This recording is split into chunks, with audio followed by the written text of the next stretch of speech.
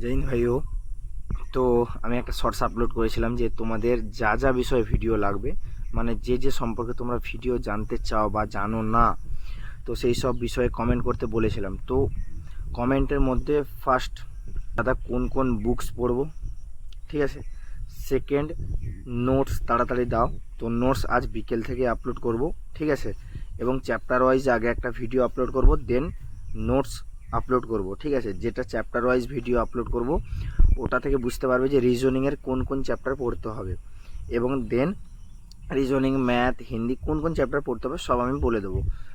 দেন কি করব, ওদের নোটস প্রোভাইড করব, ঠিক আছে। প্রথমে সাবজেক্ট জানতে হবে, মানে প্রথমে তোমাকে আগে মঞ্জিল জানতে হবে, মানে তোমার পথ যেতে হবে যে আমি এইখানে পৌঁছাবো।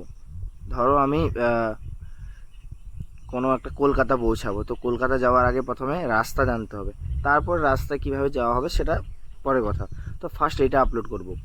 সেকেন্ড, এসএসসিডি সম্পর্কে অনেকে লিখেছে আমি ল নিয়ে পড়ছি, আমি যদি জবটা পেয়ে যাই তারপরে কি আমি ল নিয়ে পড়তে পারবো, আর দাদা হাইট কী করে বাড়াবো, ওজন কী করে বাড়াবো। তো ফার্স্ট নোটসে প্রায়োরিটি দেবো, কারণ যে কোনো কম্পিটিটিভ এক্সামে সেম টু সেম সিলেবাস আসে।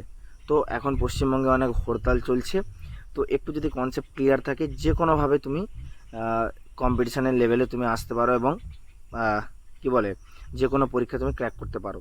তাই এসএসসি জিডি শুধু নয়, সমস্ত কিছু পরীক্ষাকে দেখে আমি তোমাদের জন্য নোটস আপলোড করব। আর সেকেন্ড যেটা হচ্ছে যে ফিজিক্যাল মানে তোমরা যারা যারা বলছো যে দাদা কারো চেস্ট নেই, তো আমি লাইভ দেখাবো আমার চেস্ট এখন বর্তমানে বর্ডার কেটে একটা সে বাচ্চা ছেলে যেমন হয় সেই রকম আমার চেস্টের সাইজ হয়ে গেছে, বাট আমি তোমাদের সামনে চেস্টের সাইজ তোমাদেরকে বাড়িয়ে দেখাবো, ঠিক আছে।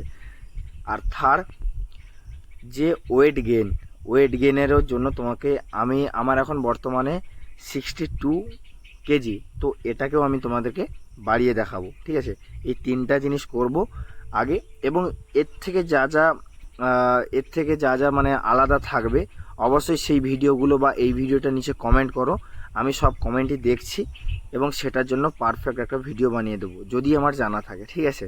তো দেখা হচ্ছে নেক্সট ভিডিওতে। আর হ্যাঁ, নোটস অবশ্যই আসবে। জয় হিন্দ, জয় ভারত।